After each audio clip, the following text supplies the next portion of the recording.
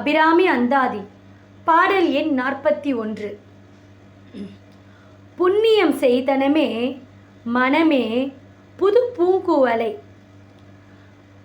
கண்ணியும் செய்ய கணவரும் கூடி நம் காரணத்தால் நன்னி இங்கே வந்து தம் அடியார்கள் நடுவிருக்க பன்னினம் சென்னியின் மேல் பத்மபாதம் பதிந்திடவே.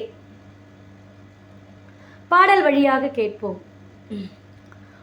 புண்ணியம் செய்தனமே மனமே புது பூங்குவலை,